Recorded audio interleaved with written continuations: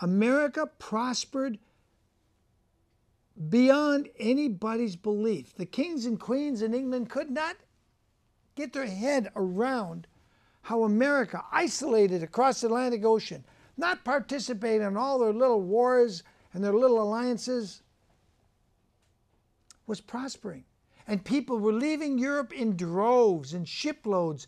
They would agree to indenture themselves to 7 years of slavehood.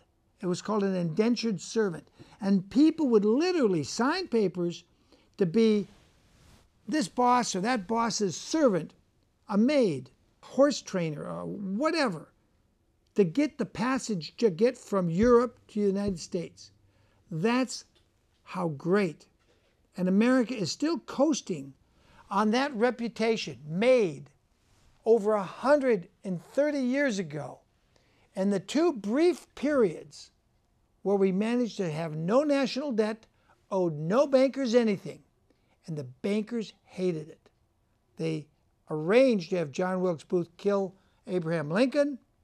They arranged to have George Herbert Walker Bush hire the 3 Sicilians that came from Sicilia that actually did the 3 shots from 3 different angles to kill President John Fitzgerald Kennedy.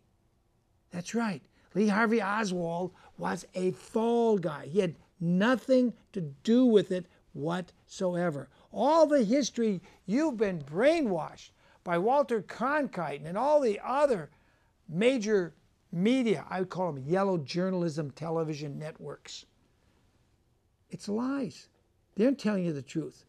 And the key to understanding this and why it's relevant now, today, is to go look at that YouTube footage on my channel, William Wagner channel, Jane, BBC, 9/11, 7 World Trade Center. Put in those tag words and watch Jane announce the building you can see still standing behind her over her left shoulder. I even put an arrow on the footage to point to it to make sure you would find it. She announced it already fell when it's still standing. And then about 20, 30 minutes later, it does collapse and no plane hit it. They can't explain that. So CNN, or what I like to call is Communist Negative Network News, CNN, did not mention 7 World Trade Center.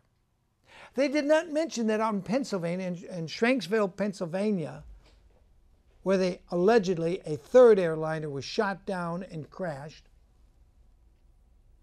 They didn't find a single suitcase.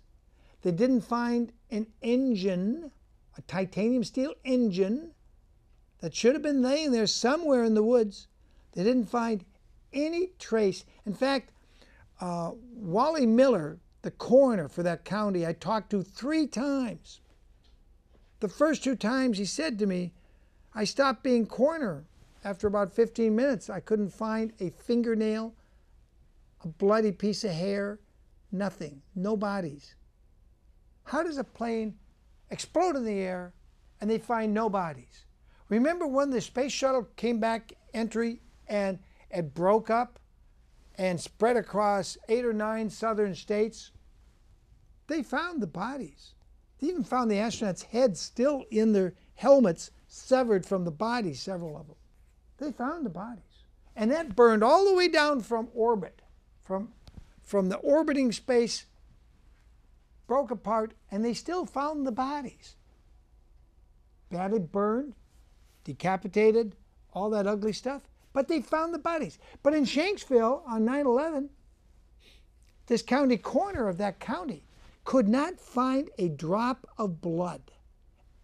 The corporate media, the yellow journalism media, Fox, CNN, ABC, BBC, they just ignore that. Say, oh yeah, a plane crashed here. People on the ground said it looked like somebody just took a big truck and dumped a bunch of garbage there. Metal garbage. It didn't look like any plane crash anybody had ever seen because it wasn't a plane crash.